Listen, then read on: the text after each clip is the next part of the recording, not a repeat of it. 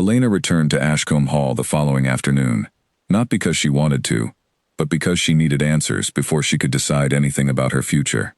Her father, George, offered to accompany her, but Elena insisted on going alone, needing to face this conversation without anyone softening the blow or clouding her judgment.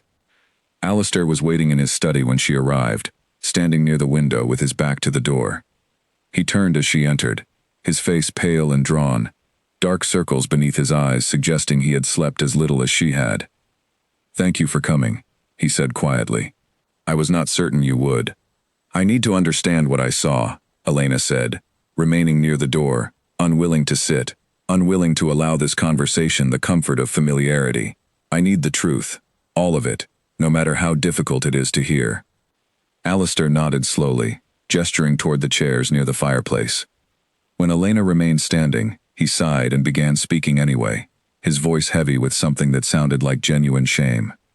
"Camille and I met years ago, before you and I were ever introduced," he said. "It was at a charity event. We began a relationship shortly afterward, one that lasted almost a year." Elena's stomach turned, though she had already suspected as much from the photograph and Margaret's warning. Hearing it confirmed directly still felt like a fresh wound. "We ended things when my mother discovered the relationship," Alistair continued. "She disapproved strongly, believing Camille was not suitable for someone in my position. I was young and weak, and I allowed her disapproval to end something I should have fought harder to protect." "And when I came into the picture," Elena asked, her voice trembling despite her attempt to remain composed. "I meant every word I ever said to you," Alistair said, stepping closer, though Elena did not move to close the distance between them. "I fell in love with you completely, but when Camille became involved in the wedding planning, old feelings resurfaced that I believed had been resolved years earlier. I fought against them. I want you to know that I fought against them for months." "Clearly not hard enough," Elena said sharply. Alistair flinched, but did not argue. "You are right. I failed you, and I failed myself. What you saw yesterday was a moment of weakness I cannot excuse or explain away. I love you, Elena. I want to marry you still, if you can find it in yourself to forgive me."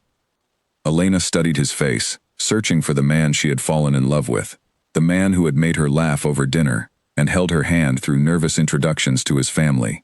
She found him there still, but layered now beneath a truth that changed everything she had believed about their relationship. "How long has this been happening since our engagement?" she asked. "I need to know the truth, not a version designed to make this easier for me to accept." Alistair hesitated, and that hesitation told Elena everything before he even spoke.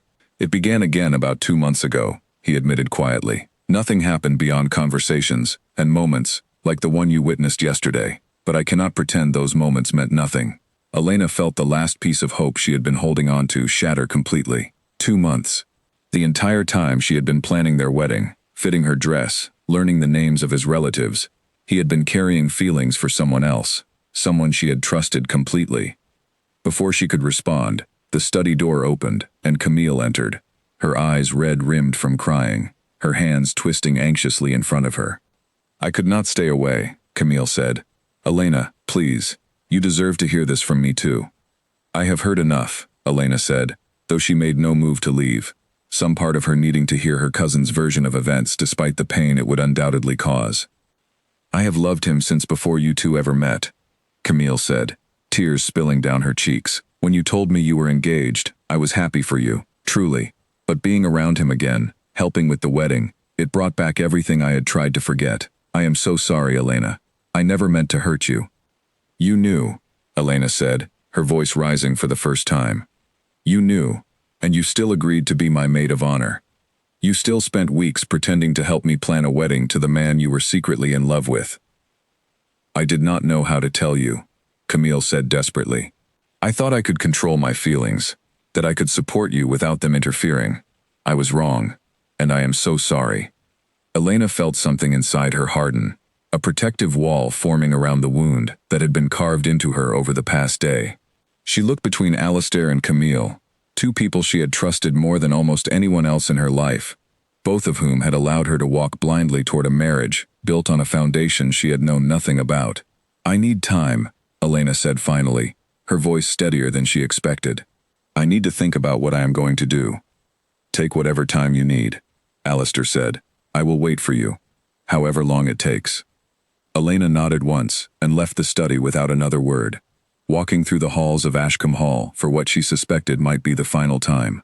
Every painting, every piece of furniture, every carefully chosen detail she had spent months learning to appreciate now felt hollow, a beautiful facade covering something rotten underneath. She drove home in silence, her mind exhausted from the weight of everything she had learned. As she pulled into her parents' driveway, her phone buzzed with a message from her aunt, Camille's mother, asking to speak with her about the situation. Elena stared at the message for a long moment before setting the phone aside, unable to face another conversation that day. Tomorrow, she would begin the difficult work of deciding what her future would look like. Tonight, she simply needed to breathe, to process, to mourn the life she had believed was waiting for her at the end of a garden path lined with roses. She had no idea that the coming days would reveal even more about the depth of the betrayal she had uncovered, truths that would make her original decision seem simple by comparison. 3 days after the confrontation in Alistair's study, Elena sat across from her aunt Margaret Whitfield, Camille's mother, in a quiet corner of a coffee shop far from the estate, and far from anyone who might recognize either of them. Her aunt's face was etched with worry, her hands wrapped tightly around a cup she had not touched. I did not know the full extent of it until yesterday, her aunt admitted. Camille told me everything after you left the estate. I am so ashamed of what my daughter has done to you. Did you know she had a relationship with Alistair years ago? Elena asked, needing to understand how deep the deception ran within her own family. I knew there had been someone important to her before you introduced her to Alistair, her aunt said carefully. She never told me his name. I had no idea it was the same man until this week. Elena absorbed this information, trying to piece together a timeline that made sense of everything that had happened. Did she ever say anything about resenting my engagement? About feeling like she deserved something similar? Her aunt hesitated, clearly reluctant to share what she knew.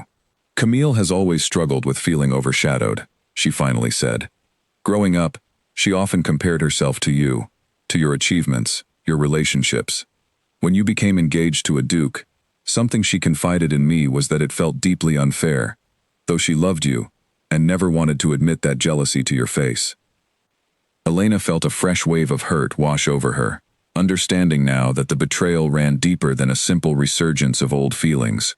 Camille had agreed to become her maid of honor, while harboring resentment and unresolved love for the very man Elena was set to marry. Every smile, every helpful gesture during wedding preparations had been layered with emotions Elena had never suspected. I am so sorry, her aunt said again, tears gathering in her eyes. I raised her to be better than this. I do not know where I failed. This is not your failure, Elena said, though the words felt hollow even as she spoke them. Camille made her own choices, so did Alistair. They sat in silence for several minutes, the weight of the situation settling over both of them. Elena's aunt eventually spoke again, her voice barely above a whisper. The family is already talking. Word has spread through relatives faster than I anticipated. People are choosing sides, Elena, and it is tearing everything apart. Elena had suspected this would happen, though hearing it confirmed made the reality feel more permanent. Weddings within families like hers, spanning generations of relatives and long-standing traditions, rarely stayed private when scandal touched them. She imagined the whispered conversations, already spreading through extended family gatherings, the judgment and speculation that would follow her for months, perhaps years. Later that evening, Elena's phone rang with a call from her childhood friend Nora, someone who had known her long before Alistair Grayson had ever entered her life. Nora had heard rumors through mutual acquaintances and wanted to check on Elena directly, rather than relying on second-hand gossip. I do not know what to believe, Nora said gently. People are saying so many different things. Elena told her friend the truth, unfiltered and complete, grateful to finally speak with someone entirely outside the tangled web of family loyalty and estate politics. Nora listened without interrupting, offering quiet support throughout the difficult retelling. You deserve so much better than this, Nora said when Elena finished. Whatever you decide to do, I am here for you completely. The following days brought a flood of messages from relatives, some expressing sympathy, others cautiously suggesting that Elena consider forgiveness given Alistair's status and the difficulty of finding someone equally suitable. These suggestions angered Elena more than she expected, the implication that a title and estate should outweigh betrayal feeling deeply insulting to everything she valued about herself. Constance, the Dowager Duchess, requested a private meeting with Elena, a request Elena almost declined before curiosity and a desire for closure convinced her otherwise. They met in a quiet drawing room at the estate, away from the prying eyes of staff and family members alike. "I owe you an apology," Constance began, her usual composed demeanor cracking slightly. "I have known about my son's history with your cousin since it began years ago. I disapproved then, and I disapprove now, though for reasons that extend beyond simple family expectations." "What reasons?" Elena asked. "Camille has always seemed to want things because others have them, rather than because she genuinely desires them for herself," Constance said carefully. "I worried Alistair's attraction to her was built on something unstable, something that would eventually cause exactly the kind of pain you are experiencing now." Elena absorbed this perspective, recognizing truth within it, even as it complicated her understanding of everyone involved. "Why did you never warn me?" "I believed my son had genuinely moved past those feelings," Constance admitted. "I misjudged the situation, and for that, I am deeply sorry. You have been nothing but gracious and kind since joining this family, Elena. You deserved far better than what has happened to you." The apology, though sincere, did little to ease the ache in Elena's chest. She thanked Constance for her honesty and left the estate once more, uncertain whether she would ever return. That night, Alistair called her personal phone directly, a number he rarely used given their preference for messaging throughout their relationship. Elena almost declined the call before finally answering, curious what remained to be said that had not already been discussed in his study days earlier. "I have ended things with Camille completely," he said immediately, his voice urgent. "I told her there is no future for us. Not now, not ever. I chose you, Elena. I am choosing you." "You should not have needed a moment of crisis to make that choice clear," Elena said quietly. "The damage is already done, Alistair. Words cannot undo what I witnessed with my own eyes." "I know I cannot undo it," he said, desperation evident in every word. "But I am asking you to consider that people make mistakes, that love sometimes involves forgiving those mistakes when the person truly means to change." Elena closed her eyes, exhausted by the emotional weight of the past week. "I need more time," she said finally. "Do not call me again until I reach out first." She ended the call before he could respond, setting her phone aside and allowing herself to simply exist in the silence of her childhood bedroom, surrounded by memories of a simpler life before dukes and estates, and betrayal had complicated everything she once understood about trust and love. The wedding invitations, already sent to nearly 300 guests, remained a looming problem she had not yet found the strength to address. Somewhere in the coming days, she would need to decide the fate of a wedding that had once represented everything she dreamed of, now transformed into a painful reminder of everything she had lost.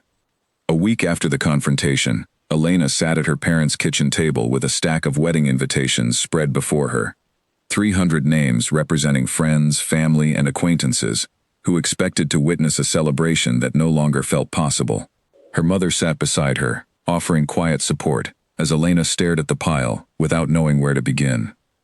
"You do not owe anyone an explanation," Diane said gently. "Whatever you decide, your father and I will support you completely." Elena picked up the phone and dialed Alistair's number, having decided that whatever came next needed to happen through direct conversation rather than avoidance. He answered on the first ring, hope evident in his voice. "I have made my decision," Elena said, keeping her voice steady despite the emotion threatening to overwhelm her. "I cannot marry you, Alistair. Not after everything that has happened." Silence stretched across the line before he finally spoke. "Please reconsider. I know I hurt you, but I have never stopped loving you." "Love is not enough when trust has been broken this completely," Elena said.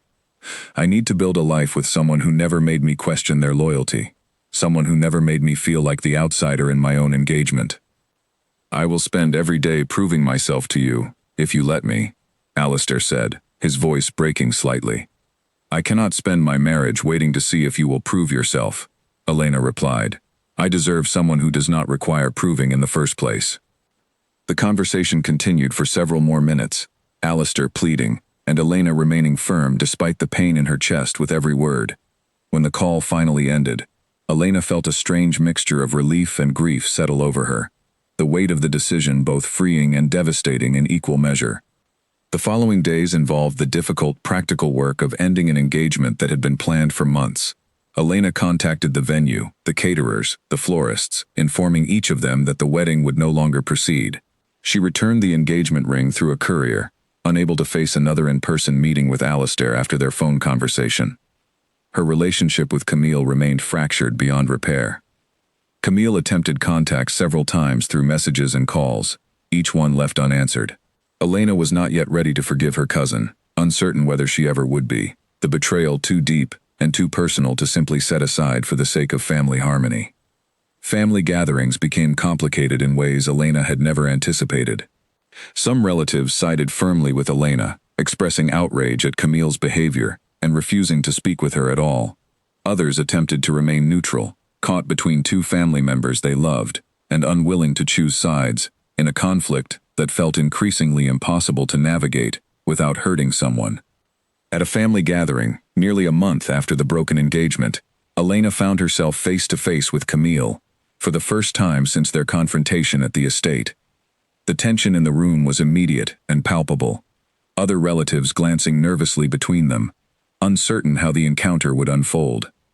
"I know you probably do not want to speak with me," Camille said quietly, approaching Elena in the kitchen, where she had retreated to escape the awkward atmosphere of the main gathering. "I just wanted to say, one more time, that I am truly sorry for everything."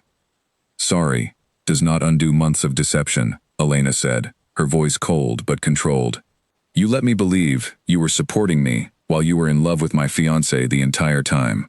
"You are right," Camille said, tears welling in her eyes. "I have no excuse that makes what I did acceptable. I just hope, someday, we can find a way back to who we used to be." Elena studied her cousin's face, searching for the girl she had grown up alongside, sharing secrets and dreams through countless childhood summers. That connection still existed somewhere beneath the pain, though Elena knew it would take considerable time, if it ever happened at all, before she could trust Camille again. "I need distance," Elena said finally. "I cannot promise you anything beyond that right now." Camille nodded, accepting the boundary without argument, and left Elena alone in the kitchen to collect herself before rejoining the gathering.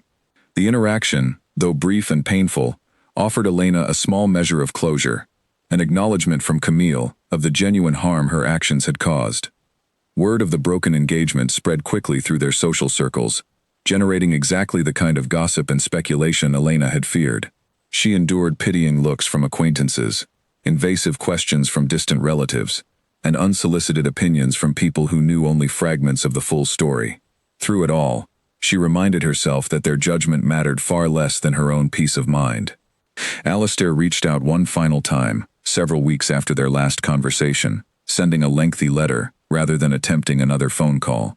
In it, he expressed genuine remorse, acknowledged the pain he had caused, and wished her well in whatever future she chose to build. He did not ask her to reconsider, seeming finally to understand that her decision was firm and unlikely to change. Elena read the letter several times before placing it in a drawer, neither ready to discard it completely, nor willing to keep it somewhere visible. It represented the closing of a chapter she had once believed would define the rest of her life, a chapter that had ultimately taught her more about her own strength and boundaries than she had anticipated learning through such painful circumstances. She returned to her teaching position the following month, grateful for the familiar routine of lesson plans and classroom discussions that offered a welcome distraction from the emotional turmoil of recent months. Her students, unaware of the personal drama unfolding in her life outside the classroom, provided a comforting reminder of the parts of her identity that had never depended on titles, estates, or the approval of aristocratic families. Slowly, gradually, Elena began rebuilding a sense of normalcy, though the wounds from betrayal did not heal quickly or completely. She spent evenings with Nora and other close friends who had supported her throughout the difficult transition, finding comfort in relationships built on honesty, rather than hidden agendas and secret histories. She had walked away from a title, an estate, and a life of privilege many would have envied, choosing instead her own dignity and self-respect over a marriage built on foundations she could no longer trust. The decision had cost her deeply, both emotionally and socially. Yet as the weeks passed, Elena began to recognize the strength required to make such a choice. A strength she had not fully known she possessed, until circumstances forced her to discover it. The next few days passed in a blur of fittings, tastings, and phone calls with vendors, and Elena found the quiet stone in her chest slowly softening under the weight of activity. There was simply too much to do to spend energy on feelings she could not explain. Charlotte, the wedding planner, kept a schedule so full that Elena barely had time to think about anything beyond flower colors and cake flavors. Elena welcomed the distraction. It felt safer than sitting with her own thoughts. On Wednesday morning, Elena and Camille traveled into the city together for the final dress fitting. The bridal boutique was small but elegant, tucked between two coffee shops on a quiet street, the kind of place that only took clients by appointment. Elena had chosen her dress months earlier, a simple ivory gown with delicate lace sleeves, nothing like the elaborate designs she had seen in magazines. She wanted something that felt like her, not something that felt like a costume for a role she was still learning to play. As the seamstress pinned the final adjustments along the waistline, Elena watched Camille in the mirror, sitting on the small velvet sofa across the room, scrolling through her phone with unusual focus. Normally Camille would be full of opinions, commenting on every detail, teasing Elena about looking too serious in the mirror. Today she was quiet, her thumb moving quickly across the screen, her brow slightly furrowed in concentration. "Who are you texting?" Elena asked, trying to keep her tone light. Camille looked up, startled, and quickly locked her phone screen. "Just my mom," she said, asking about the shower details. Elena nodded, though something about the quickness of the answer felt off. She turned back to the mirror, studying her reflection, trying to focus on the woman in white rather than the small doubt creeping back into her mind. The dress fit beautifully. The seamstress adjusted the last pin and stepped back, smiling with satisfaction. "You look like a painting," Quayle said, finally setting her phone aside and walking closer. "I mean it, Elena. You look incredible." "Thank you," Elena said, and for a moment, the warmth in Camille's voice erased her doubts completely. This was still her cousin, her closest friend since childhood, the girl who used to sneak into her room during thunderstorms because she was afraid of the sound. Whatever strange feeling had been building inside Elena, surely it had nothing to do with the woman standing in front of her now, smiling with genuine pride. After the fitting, they stopped at a cafe for lunch, the kind of ordinary moment Elena had been craving amid the chaos of wedding preparations. They ordered sandwiches and tea, and for nearly an hour, conversation flowed easily between them, filled with old memories and inside jokes that stretched back years.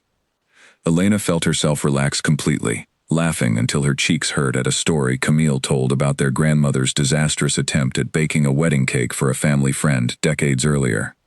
It was during this lunch, in the middle of easy laughter, that Camille's phone buzzed against the table. She glanced at it quickly, and Elena caught the flicker of a name on the screen, before Camille turned it face down. Alistair. Just 3 letters of his first name, visible for less than a second, but enough for Elena to notice. "He probably has a question about the seating chart," Elena said, half joking, half hoping for confirmation. "Probably," Camille said, though she did not reach for the phone again, letting it sit face down beside her teacup for the rest of the meal. Elena told herself this was normal. Alistair had grown close to Camille over the months of engagement, treating her almost like a future sister. It made sense that he might text her directly about wedding matters, especially since Camille had taken on so much responsibility as maid of honor. There was nothing strange about it. She repeated this thought several times as they finished their meal and walked back toward the car, and by the time they reached the estate that evening, she had almost convinced herself entirely. That night, however, a small event occurred that reignited the doubt Elena had been trying so hard to bury. She had left her phone charging in the study downstairs and went to retrieve it after dinner, expecting the room to be empty. Instead, she found Alistair sitting at his desk, his own phone in hand, a small smile on his face as he typed quickly. He looked up when she entered, and for just a fraction of a second, something flickered across his expression, something like surprise, before it smoothed into his usual warm smile. "Just catching up on some messages," he said, setting the phone face down on the desk in a motion that felt too practiced, too smooth. "Charlotte's been sending 100 emails a day about the reception layout." Elena smiled and retrieved her own phone from the charger, saying nothing about the strange feeling that had settled over her the moment she walked in. She told herself it meant nothing. Everyone set their phones face down sometimes. Everyone smiled at their screens while texting friends or reading something funny. There was no reason to attach meaning to something so small. But as she climbed the stairs to her room that night, she found herself thinking back over the past week with new eyes. The laughter over the phone at breakfast, the touch at the fountain, Camille's quick lock of her screen at the boutique, Alistair's name flashing on Camille's phone during lunch, Alistair's face-down phone in the study. Individually, each moment could be explained away easily. Together, they had begun forming a shape Elena did not want to see, a shape her mind kept trying to erase before it could fully take form. She decided, almost as a way of protecting her own peace, that she needed to focus on something concrete rather than feelings she could not prove. The following morning, she asked Charlotte for a full copy of the wedding schedule, determined to occupy her mind with tasks rather than suspicion. She spent the day reviewing menu options, confirming musician contracts, and walking the reception hall with Charlotte to finalize table placements. It worked, mostly. By evening, she felt calmer, more grounded, more like the woman who had said yes to Alistair's proposal with complete confidence. That calm lasted until Friday, when Elena's Aunt Beatrice, Camille's mother, arrived at the estate for a planning visit ahead of the bridal shower. Beatrice was a warm woman, though prone to speaking her mind more freely than most, especially after a glass of wine. During dinner that evening, as conversation turned toward the wedding party and the history between the two families, Beatrice made an offhand comment that lodged itself in Elena's mind and refused to leave. "It's funny," Beatrice said, swirling her wineglass thoughtfully, "how close Camille and Alistair have become these past months. She's always been so good at making friends quickly, but I don't think I've ever seen her warm up to someone this fast." The comment was said lightly, without any apparent weight behind it, and the conversation moved on quickly to other topics. But Elena found herself replaying the words long after dinner had ended, long after Beatrice had retired to her guest room and the house had settled into quiet. She sat by her window that night, looking out over the darkened gardens, and allowed herself, for the first time, to consider a possibility she had been refusing to name. What if the closeness between Alistair and Camille was not simply friendship? What if it was something else entirely? Something that had grown quietly in the spaces Elena had not been present to witness. She hated the thought the moment it formed, hated herself for even considering it, for doubting two people she loved deeply. She told herself she was being paranoid, that wedding stress was known to create irrational fears in even the most confident brides. She had read articles about it, watched friends go through similar spirals of doubt before their own weddings, only to laugh about it years later, as an amusing footnote in their love stories. Yet as she finally climbed into bed that night, she found herself unable to fully release the thought. It sat beside her in the darkness, patient and persistent, refusing to be dismissed no matter how many reasons she gave herself to ignore it. She thought about confronting Camille directly, asking her plainly whether anything had happened between her and Alistair. But every time she imagined the conversation, she pictured Camille's face crumpling with hurt at being accused of something so serious, and she could not bring herself to cause that pain over what might be nothing more than her own anxious imagination. Instead, she decided she would simply watch more closely. She would pay attention to the small moments, the glances, the touches, the messages, and she would trust her own judgment to tell her, eventually, whether there was truly something to fear. She told herself this was the reasonable approach, the mature approach, rather than accusing two people she loved based on fragments of suspicion. She did not yet realize that this decision to watch and wait would place her, just over a week later, in exactly the right place, at exactly the wrong moment, standing at the edge of a garden path where the truth she had been avoiding would finally step into the light. The days that followed brought a strange kind of tension into the house, invisible to anyone who was not looking for it, but unmistakable to Elena now that her eyes had been opened. She noticed Camille excusing herself from group conversations to take phone calls in private. She noticed Alistair growing distracted during their own conversations, his eyes drifting toward doorways as though expecting someone to appear. She noticed the Dowager Duchess watching all of them with an expression that had grown from mild concern to something closer to quiet dread. Elena told no one about her suspicions, not even her closest friend Nora Bennett, who called regularly from the city to check on wedding progress. She was afraid that speaking the fear aloud would somehow make it real, would give it a power over her life that she was not ready to accept. Instead, she carried the weight alone, smiling through dinners, nodding through planning meetings, playing the role of the happy bride while a quiet storm gathered beneath the surface of her carefully composed exterior. She did not know, as she fell asleep each night with the weight of unspoken suspicion pressing against her chest, that the answers she feared were closer than she realized. Waiting patiently in the golden light of a garden she had once considered the most beautiful place in the world. 6 months after the broken engagement, Elena stood in front of her classroom, watching her students work through a writing assignment about personal growth and resilience. The irony of the topic was not lost on her, considering how much her own life had transformed since the day she discovered Alistair embracing Camille beside the old stone fountain. Her apartment, once filled with wedding magazines and fabric samples, now contained ordinary items reflecting a life she was slowly reclaiming as her own. She had taken up painting again, a hobby abandoned during the busy months of wedding preparation, finding unexpected peace in the quiet hours spent with brushes and canvas after long teaching days.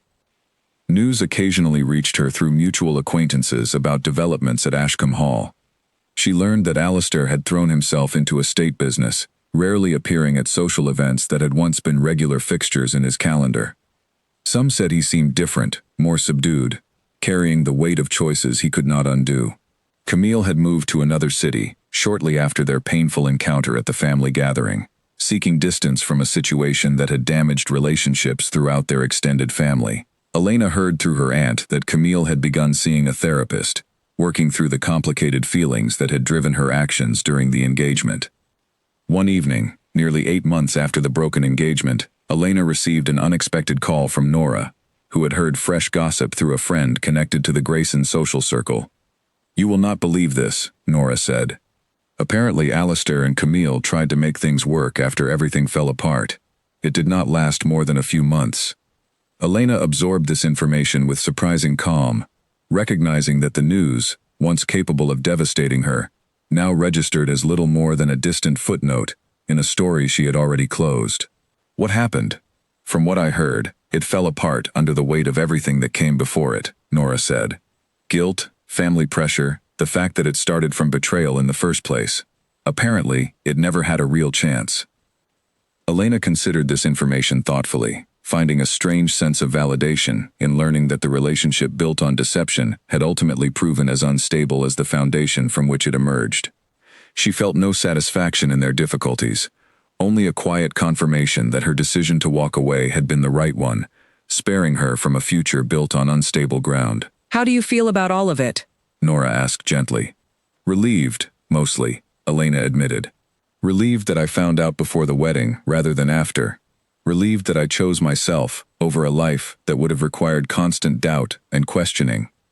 In the months that followed, Elena focused on rebuilding her life around values she had perhaps neglected during the whirlwind of her engagement to Alistair. She reconnected with old friends, deepened her relationship with her parents, and rediscovered hobbies and interests that had fallen by the wayside during her brief entry into aristocratic circles. She began dating again eventually, cautiously and without urgency, determined not to repeat the mistake of prioritizing status or excitement over genuine compatibility and trust. Her new relationships, though far less glamorous than her time with Alistair, felt steadier, built on foundations she understood completely, rather than hidden histories she discovered by accident. Her relationship with Camille remained distant, though not entirely severed.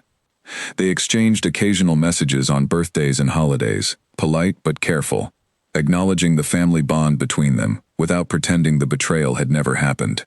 Elena did not know if their relationship would ever fully heal, but she had made peace with allowing that possibility to remain open, without forcing reconciliation before she was ready. 1 year after the day she had discovered Alistair and Camille in the rose garden, Elena found herself reflecting on how much her understanding of love, trust, and self-worth had transformed through the experience.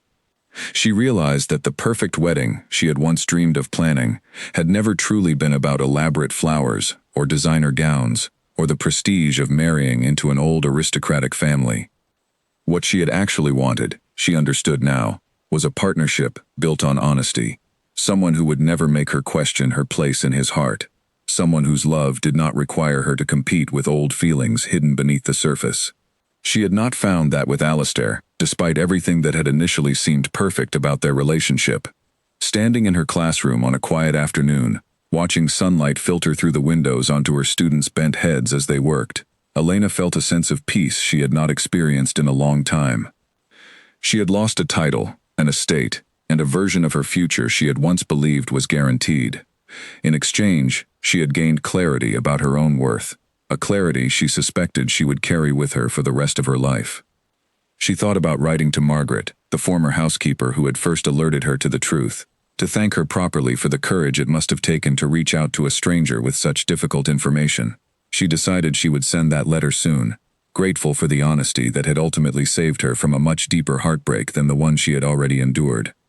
As she packed her belongings at the end of the school day, Elena caught her reflection in the classroom window, illuminated by the warm glow of the setting sun. She looked different somehow, not older exactly, but steadier, more grounded in herself than she had been during the anxious months of wedding preparation the previous year. She smiled softly at her reflection, grateful for the painful lesson that had taught her the true measure of a partner worth choosing, someone who would never require her to doubt her own value or question her place in his heart. Whatever came next in her life, she knew now that she would never again mistake status or excitement for the steady, unwavering trust that genuine love required. The rose garden at Ashcombe Hall remained, she imagined, exactly as beautiful as it had always been, its climbing vines and delicate blooms indifferent to the heartbreak that had unfolded within its walls. Elena no longer thought of it with bitterness, only as a place where she had learned, in the most painful way possible, the difference between the life she thought she wanted and the life she truly deserved. She closed the classroom door behind her and walked out into the evening light, ready to embrace whatever her future held, carrying with her the hard-won wisdom that had emerged from the wreckage of her almost perfect wedding. In the years that followed, Elena often thought back to the moment beside the fountain, not with the sharp pain that had once accompanied the memory, but with a quiet gratitude for the clarity it had ultimately given her. She had gone on to build a life defined by honesty rather than appearances, choosing eventually to marry a man named Henry, a fellow teacher she had met through a mutual colleague nearly 2 years after the collapse of her engagement to Alistair. Henry knew nothing of estates or titles, only the steady work of showing up consistently, communicating openly, and building trust through small daily actions rather than grand gestures. Their wedding, when it finally happened, was modest compared to the extravagant plans she had once made for Ashcombe Hall, held instead in her parents' garden with close friends and family, gathered beneath simple string lights. Camille attended that wedding, their relationship having slowly, cautiously rebuilt itself over the intervening years through patient effort on both sides. It was not the same closeness they had shared as children, but it was something real, something honest, built on the difficult conversations they had eventually allowed themselves to have about everything that happened. Alistair, Elena heard many years later, had eventually married someone from within his own social circle, a match arranged more through family expectation than genuine passion. She felt no particular emotion upon hearing the news, only a distant acknowledgement that their paths had diverged permanently, each finding their way toward different versions of the life they were meant to live. Looking back, Elena understood that the day she found Alistair embracing Camille in that rose garden had not been the ending of her story, despite how completely devastating it felt in the moment. It had instead been the beginning of a different, more honest chapter, one where she learned to trust her own instincts, to value herself beyond the approval of others, and to recognize that true love required nothing more complicated than consistent honesty and unwavering loyalty. She kept the memory of that difficult year, not as a wound, but as a reminder of her own resilience, proof that even the most painful betrayals could ultimately lead toward a life built on far sturdier ground than the one she had almost chosen. The perfect wedding she had once dreamed of planning had never actually been about roses, or titles, or grand estates at all. It had simply been about finding someone who would never make her doubt where she stood in his heart, and in the end, that was exactly what she found. The bridal shower took place on a warm Saturday afternoon, hosted in the sunroom of the Grayson estate, where long tables had been decorated with pale pink linens and arrangements of peonies. Elena's mother had traveled up from their hometown for the occasion, along with a dozen of Elena's closest friends and relatives, filling the room with laughter and the comfortable noise of celebration. For a few hours, Elena allowed herself to forget the quiet suspicions that had been building inside her, letting the joy of the day carry her along like a current. Camille had organized much of the shower herself, insisting on handling every detail personally despite Charlotte's offers to help. She had chosen the games, arranged the gift table, and even baked a batch of small lemon cakes that Elena remembered from their childhood, a recipe passed down from their grandmother. Watching Camille move through the party with such obvious care and effort, Elena felt a wave of guilt for the suspicions she had allowed to take root in her mind over the past week. This was the same Camille she had always known, thoughtful and generous, pouring her heart into making Elena's day special. Midway through the party, as the guests gathered around to watch Elena open gifts, Alistair arrived briefly to drop off a bouquet of flowers, a small gesture of support, before the men's portion of the celebration began later that evening, at a separate gathering. He stayed only a few minutes, kissing Elena's cheek and complimenting the decorations before heading back out. As he left, Elena noticed him pause near Camille by the drink table, exchanging a few quiet words before he departed. She could not hear what was said, and she told herself, once again, that it meant nothing. He had likely thanked her for organizing such a lovely event, nothing more. The party continued late into the afternoon, filled with laughter, gifts, and the kind of warmth that reminded Elena why she had wanted this life, this family, this future. By the time the last guest departed and the sunroom had been cleared, Elena felt exhausted but genuinely happy, the earlier tension of the week fading into the background of a beautiful day. That evening, however, brought a shift in mood that Elena could not ignore. Alistair had left for his own celebration with a group of close friends, expected to return late. The estate grew quiet as the household settled into its evening routine, and Elena found herself alone in the sitting room, reviewing thank you notes for the shower gifts. Camille joined her after finishing cleanup in the sunroom, settling into the chair across from her with a tired but satisfied smile. "Today was perfect," Camille said, kicking off her shoes and curling her legs beneath her. "I'm so glad everything went well."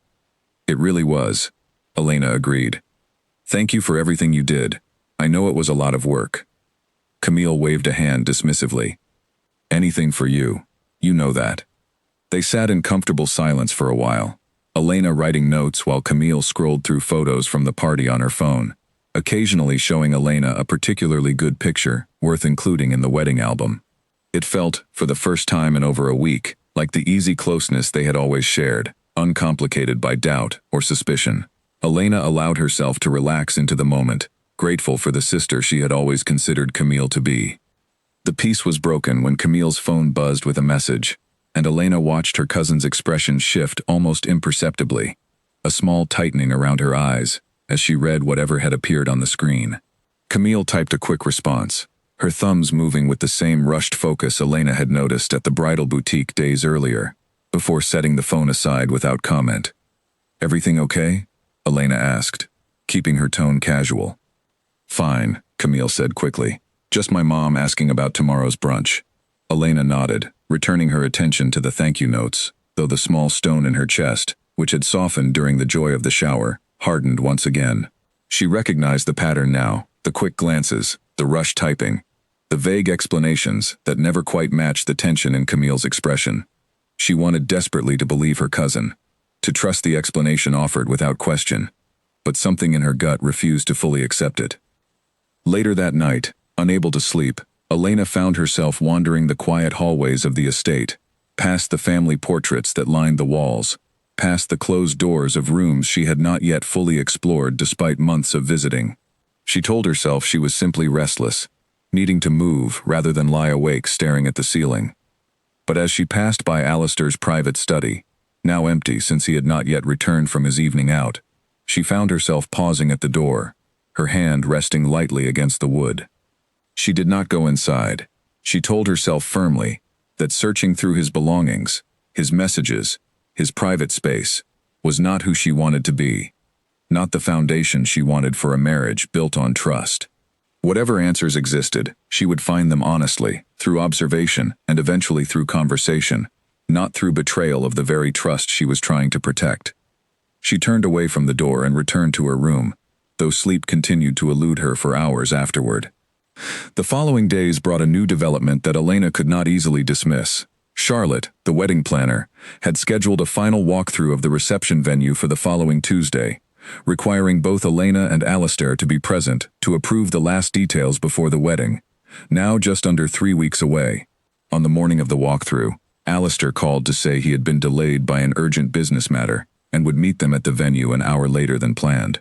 Rather than waiting idly, Charlotte suggested that Camille, who had been present at nearly every planning meeting and knew the vision for the day as well as Elena did, join her for the initial portion of the walkthrough while they waited for Alistair to arrive. Elena agreed without hesitation, grateful for the company and the distraction of practical decisions. The reception venue, a converted greenhouse on the edge of the Grayson property, had been transformed into a stunning space filled with hanging greenery and soft golden lighting fixtures still being installed. As Charlotte walked them through the layout, discussing table placements and the timeline for the evening, Elena noticed Camille's attention drifting repeatedly toward the entrance, checking the door each time it opened, her shoulders tensing slightly with each false alarm. "Waiting for someone?" Elena asked lightly, though the question carried more weight than her tone suggested. "Just curious when Alistair will arrive," Camille said, her explanation quick and smooth. "Want to make sure we don't have to repeat anything for him." The explanation made logical sense, and Elena nodded, returning her attention to the seating chart Charlotte had spread across a nearby table. Yet she could not shake the feeling that Camille's anticipation carried something beyond simple wedding planning courtesy, something closer to genuine longing, the kind of attention someone paid when waiting for a person they cared about deeply. When Alistair finally arrived, nearly 90 minutes later than originally planned, Elena watched the exchange between him and Camille with newly sharpened attention. He apologized for his lateness, explaining a complicated call with his estate manager regarding tenant contracts, and Camille immediately launched into an enthusiastic summary of everything they had already reviewed, walking closely beside him as they moved through the space, her hand occasionally brushing his arm to point out a detail. Elena told herself, once again, that this was simply Camille's natural enthusiasm, her tendency to throw herself fully into any task she cared about. She had always been this way, physically expressive, quick to touch a shoulder or squeeze an arm during conversation, a trait that had never seemed unusual before Elena had begun watching for signs of something deeper. But now, every touch felt loaded with potential meaning. Every laugh shared between Alistair and Camille felt like a private language Elena was not fully part of. By the time the walkthrough concluded, Elena felt emotionally exhausted, worn down by the effort of watching so closely, while pretending to notice nothing at all. She excused herself early, citing a headache, and asked Charlotte's assistant to drive her back to the estate ahead of Alistair and Camille, who stayed behind to finalize a few remaining details with the lighting designer. Alone in her room that evening, Elena finally allowed herself to cry, releasing days of accumulated tension in quiet, exhausted tears. She did not fully understand what she was crying about, whether it was genuine fear of betrayal or simply the overwhelming stress of planning a wedding while managing complicated new family relationships. She told herself it was likely a combination of both, that stress and suspicion had woven together into a knot she could not easily untangle. When Alistair returned that evening, he found her curled on the bed, her eyes still red from crying, and immediately sat beside her with genuine concern, asking what was wrong. For a moment, Elena considered telling him everything, voicing every suspicion that had built inside her over the past 2 weeks. But looking into his familiar, worried eyes, she found herself unable to form the accusation, afraid of what it might mean for their relationship if she was wrong, and equally afraid of what it might confirm if she was right. "Just tired," she said instead, allowing him to pull her into a comforting embrace. "Wedding planning is more exhausting than I expected." He held her for a long time that night, whispering reassurances about their future together, about the life they would build once the wedding chaos had passed. His words felt genuine, his affection felt real, and for a few hours, Elena allowed herself to believe that whatever tension existed between Camille and Alistair was nothing more than the natural closeness of two people who had grown fond of each other through months of shared wedding planning. But 2 days later, an incident occurred that shattered whatever fragile peace Elena had managed to construct. She had gone into the city for a final consultation with her hairstylist, a trip that took most of the afternoon. Returning to the estate earlier than expected, since her appointment had run shorter than planned, she found the main house unusually quiet. Most of the staff had been given the afternoon off following the busy weekend of shower preparations, and the Dowager Duchess had left for a luncheon with friends in a neighboring town. Elena wandered through the quiet hallways, intending to rest before dinner, when she noticed through a window that the door to Alistair's study stood slightly open, a rare occurrence since he typically kept it closed and locked when not inside. Curious, and perhaps still carrying the weight of unresolved suspicion, she approached quietly, intending only to close the door properly. Through the gap, she caught sight of Camille standing near Alistair's desk, holding a framed photograph in her hands, studying it with an expression Elena had never seen on her cousin's face before. Something raw and unguarded, filled with longing that made Elena's breath catch in her throat. She could not see clearly which photograph Camille held, only that it captured her attention so completely that she did not notice Elena's presence in the doorway. Elena stepped back quietly before Camille could look up, her heart pounding, her mind racing through possible explanations, even as a deeper part of her recognized that no innocent explanation could account for the expression she had just witnessed. She retreated to her room without confronting her cousin, needing time alone to process what she had seen, to decide how to move forward with the knowledge that something was clearly happening beneath the surface of the life she had been building. That night, she barely spoke during dinner, offering only quiet responses to questions about her hair appointment, her mind consumed by the image of Camille's face, so open and vulnerable, studying a photograph in a room that was not her own. She watched Alistair throughout the meal with new eyes, searching for any sign that would confirm or deny the growing certainty building inside her, though he behaved exactly as he always did, warm and attentive, showing no signs of the guilt or tension she half expected to see. As the days moved closer to the wedding, now just over 2 weeks away, Elena found herself living two separate lives simultaneously. On the surface, she continued planning every detail of the celebration, smiling through final fittings, approving menu changes, writing thank you notes for early gifts. Beneath that surface, however, a quiet investigation had begun, one she conducted not through direct confrontation, but through careful, patient observation, gathering pieces of a puzzle she desperately hoped would form a picture different from the one taking shape in her mind. She began paying closer attention to schedules, noting when Alistair claimed to be occupied with business matters, cross-referencing these times against Camille's own stated activities. She noticed patterns emerging, moments where both of their explanations for their whereabouts felt slightly too vague, too conveniently unverifiable. She said nothing to anyone about her growing suspicions, carrying the weight alone through long, sleepless nights and carefully composed days, waiting for the moment when circumstance would finally provide her with undeniable proof, one way or another, of what was truly happening within the walls of the home she had once believed would become her sanctuary. 2 weeks before the wedding, Elena had scheduled a final consultation with Charlotte regarding the ceremony music, a meeting expected to last most of the morning at Charlotte's office in the city. She had left the estate early, kissing Alistair goodbye as he headed into his own study to handle correspondence, and had told Camille not to wait up since the meeting might run long, followed by errands she planned to run afterward. The meeting, however, concluded far sooner than expected. The musician Charlotte had hoped to book had already confirmed availability through a simple phone call, eliminating the need for the lengthy discussion originally planned. Elena found herself finished by mid-morning, nearly 3 hours earlier than anticipated, with no particular errands urgent enough to fill the unexpected free time. She decided to return to the estate early, thinking she might surprise Alistair with lunch together, a rare quiet moment amid the chaos of final wedding preparations. The drive back took just under an hour, and Elena spent it feeling lighter than she had in days, humming along to the radio, allowing herself to imagine the surprised, happy expression Alistair would wear when she appeared unexpectedly at his study door. She had decided, somewhere during the drive, to set aside her suspicions entirely, at least for today, and simply enjoy an ordinary, uncomplicated moment with the man she loved. When she arrived at the estate, the house felt quiet, most of the staff occupied with their usual midday tasks in other parts of the property.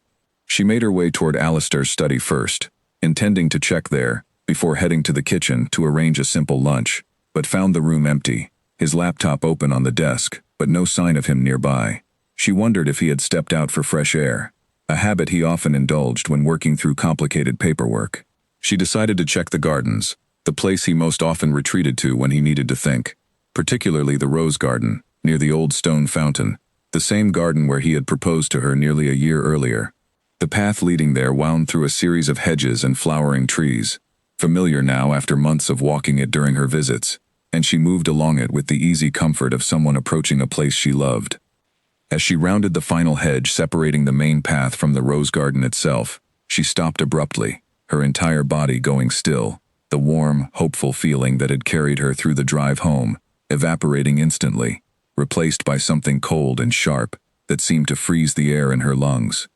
There, in the golden afternoon light filtering through the rose bushes, stood Alistair and Camille, wrapped in an embrace that was unmistakably not the casual, friendly gesture Elena had spent weeks trying to convince herself she was witnessing whenever they stood close together.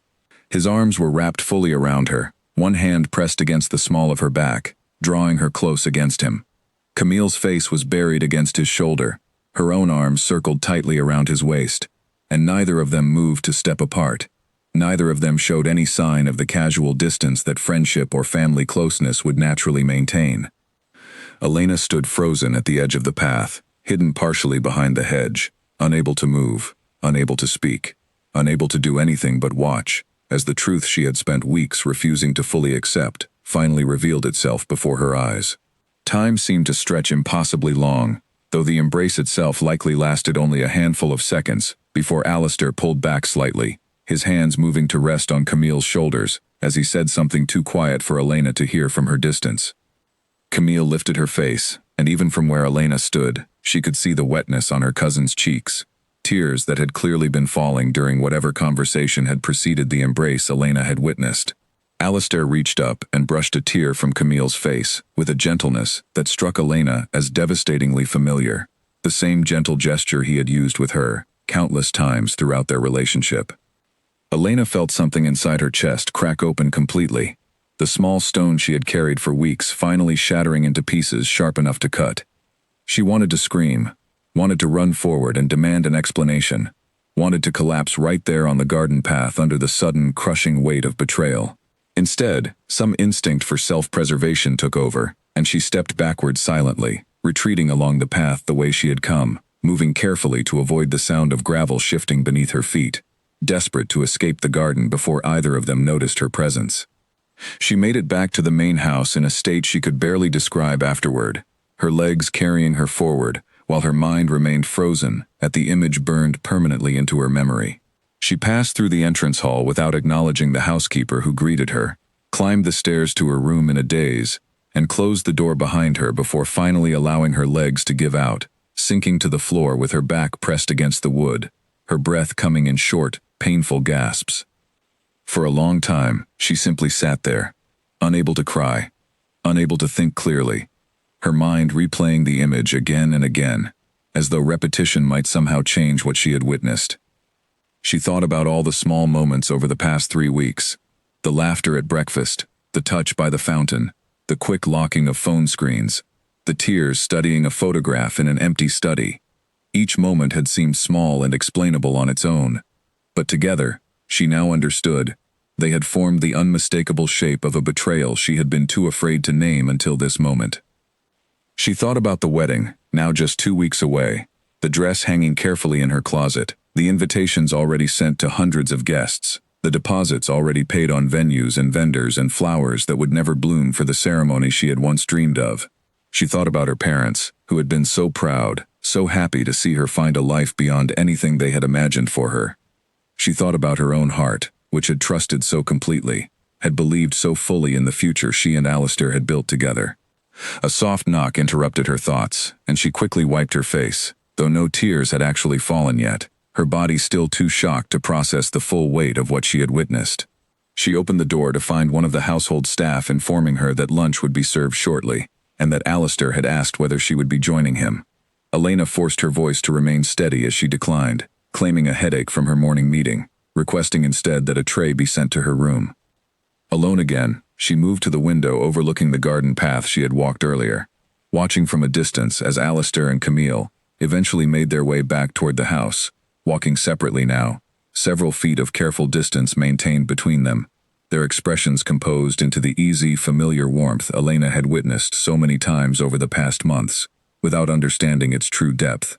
She watched them disappear into the house, likely heading toward the dining room for lunch, resuming their roles as fiancé and future sister-in-law, as though nothing had happened, as though the embrace in the garden had never occurred. Elena sat by the window for a long time after they disappeared from view, her mind slowly beginning to organize the chaos of emotion into something closer to coherent thought. She knew, with absolute certainty now, that whatever existed between Alistair and Camille went far beyond simple friendship. She had seen enough, in that single unguarded moment in the garden, to understand that months of small, dismissed signs had all pointed toward a truth she was no longer able to deny.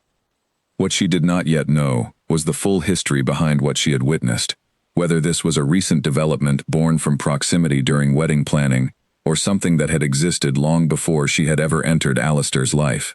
She did not know whether Camille's tears represented guilt over a betrayal already committed, or grief over feelings she had been trying desperately to suppress. She did not know how deep the roots of this connection truly ran, or how long it had been growing beneath the surface of every family gathering, every wedding planning session, every moment she had trusted implicitly. As afternoon shifted into evening, Elena remained largely in her room, claiming continued headache symptoms to avoid dinner with the family. She needed time, desperately, to decide how she wanted to proceed, whether to confront them immediately or gather more information first, whether to speak with Alistair alone or force the difficult conversation with both of them present simultaneously. Every option felt impossible, each carrying its own particular kind of pain, its own risk of confirming fears she was not yet ready to fully accept. She thought about calling her mother, her best friend Nora, anyone who might offer guidance through the fog of shock and grief settling over her, but she found herself unable to voice the words aloud, unable to transform what she had witnessed into language that would make it undeniably real to another person. As long as she carried the knowledge alone, some small part of her mind could still pretend there was room for misunderstanding, some innocent explanation she had simply failed to consider in the immediate shock of the moment. That fragile hope, however thin and unlikely, was the only thing that allowed her to eventually fall into a restless, exhausted sleep that night, her body finally succumbing to the emotional weight of the day despite her mind's continued resistance. She did not know, as sleep finally claimed her, that the following day would strip away even that last thin thread of hope, forcing her to confront a truth far more complicated and painful than the single moment she had witnessed in the golden light of the rose garden. Elena woke before dawn the next morning, her body exhausted but her mind already alert, sharpened by a single decision that had formed sometime during the restless hours of the night. She could not continue living inside the uncertainty any longer. Whatever the truth was, however painful it might prove to be, she needed to hear it spoken aloud, needed to force the people she loved most to either confirm her worst fears or offer an explanation substantial enough to erase the image burned into her memory. She waited until after breakfast, when the household staff had cleared away the morning dishes, and the Dowager Duchess had retreated to her private sitting room for her usual morning correspondence. She found Alistair in his study, reviewing paperwork related to tenant agreements on the estate's outer properties, and she closed the door behind her with a firmness that immediately caught his attention. "We need to talk," she said, her voice steadier than she had expected, given the storm raging inside her chest. Alistair set down his pen, his expression shifting immediately to concern. "Of course. What's wrong?" Elena took a slow breath, forcing herself to maintain composure, despite the trembling she could feel building in her hands. "I was here yesterday. Earlier than you expected, I walked toward the garden to find you, and I saw you and Camille." She watched his face carefully as she spoke, searching for any sign of denial or confusion that might suggest she had somehow misunderstood what she witnessed. Instead, she saw something far worse, a slow drain of color from his face, a stillness that settled over him like a confession before he had even spoken a single word. "Elena," he began, his voice suddenly hesitant in a way she had never heard from him before. "It's not what you think." "Then tell me what it is," she said, her composure beginning to crack at the edges, "because what I saw looked exactly like a man embracing a woman who was not his fiancée, in a way that had absolutely nothing to do with family closeness or friendship." Alistair ran a hand through his hair, a gesture Elena recognized as one he used when genuinely distressed rather than performing calm reassurance. It was a moment of weakness, he finally said. Camille was upset about something, and I was comforting her, and it became more than it should have been. It meant nothing, Elena. I love you. I want to marry you.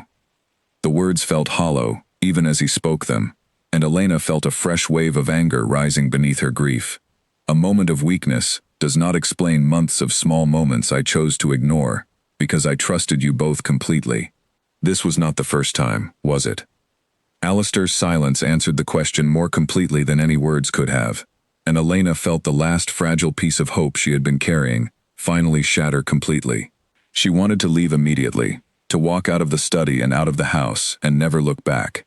But something kept her rooted in place, a need to understand the full truth before she made any decisions about her future. "Tell me everything," she said, her voice barely above a whisper now. "All of it. I need to know." Alistair sank into the chair behind his desk, his composed exterior finally crumbling completely under the weight of the conversation. He explained, haltingly, that he and Camille had known each other years before he had ever met Elena, having crossed paths at a mutual friends gathering when Camille was still in university. They had dated briefly, a relationship that had ended when Camille moved abroad for a study program, both of them agreeing at the time that distance made continuation impractical. He had not known, when he met Elena at the charity event months later, that she was connected to Camille at all, the family relationship only becoming clear after their engagement had already been announced. "When did you realize?" Elena asked, her voice hollow. "At the engagement dinner," Alistair admitted. "When Camille walked in and I realized who she was to you. I should have told you then. I should have told you everything. But it felt like ancient history, something that had ended years earlier, and had no bearing on our future together." "But it clearly did have bearing," Elena said, her anger finally breaking through the numbness that had carried her through the conversation so far. "Because whatever ended years ago apparently found its way back to life while I was planning a wedding for the two of us." Alistair did not deny this, his silence once again serving as confirmation. He explained that as wedding planning had brought Camille more frequently into the estate, old feelings had resurfaced unexpectedly for both of them, feelings neither had anticipated or wanted to acknowledge. He insisted that nothing physical had happened beyond the embrace Elena had witnessed, that both of them had been fighting against the resurgence of old emotions rather than acting on them freely, but Elena found the distinction meaningless in the face of the fundamental betrayal it represented. She left the study without another word, walking through the house with a numbness that felt almost protective, shielding her from the full weight of what she had just learned. She found Camille in the sunroom, arranging flowers for a dinner party planned later in the week, and the sight of her cousin's peaceful, ordinary activity struck Elena as almost obscene given what she now knew. Camille looked up with a warm smile that faded instantly the moment she saw Elena's expression. "Elena, what's wrong?" "I know," Elena said simply. "Alistair told me everything. About your history together, about what happened in the garden yesterday, and apparently, about what almost happened before that too." Camille's face went pale, the flowers she had been holding slipping from her fingers onto the table below. "Elena, please, let me explain." "Explain what?" Elena said, her voice rising now, the numbness finally beginning to crack and reveal the raw pain beneath it. "That you fell in love with my fiancé years before I ever met him? That you never told me, even after I asked you to be my maid of honor? That you sat across from me at countless dinners, smiling and laughing, while carrying feelings for the man I was about to marry?" Camille's eyes filled with tears, and for a moment, Elena saw genuine anguish in her cousin's expression, though it did little to soften the fury building inside her own chest. "I didn't plan for this to happen," Camille said, her voice trembling. "I thought those feelings were completely gone until I started spending time with him again, through the wedding planning. I fought against it, Elena. I swear I did. But being around him again, seeing the man he'd become, it brought everything back, and I didn't know how to handle it." "So you handled it by embracing him in the garden while I was supposedly in the city," Elena said, unable to keep the bitterness from her voice. Camille flinched at the accusation but did not deny it. "He was comforting me. I'd been struggling with everything, feeling guilty every single day about feelings I didn't ask for and didn't want. I broke down, and he tried to comfort me, and it turned into something more than either of us intended. I hate myself for it, Elena. I've hated myself every single day since it happened." Elena stood, silently, for a long moment, absorbing the full weight of her cousin's confession, trying to reconcile the image of Camille as her closest childhood friend with this new understanding of the betrayal that had been building quietly for months beneath the surface of their relationship. She thought about all the years they had shared, the promises made during childhood sleepovers, the trust she had placed so completely in someone she considered a sister. "How long have you known you still had feelings for him?" Elena asked finally. "Since the engagement dinner," Camille admitted, echoing Alistair's earlier confession. "I told myself it would fade with time, that seeing you together would make it easier to let go completely.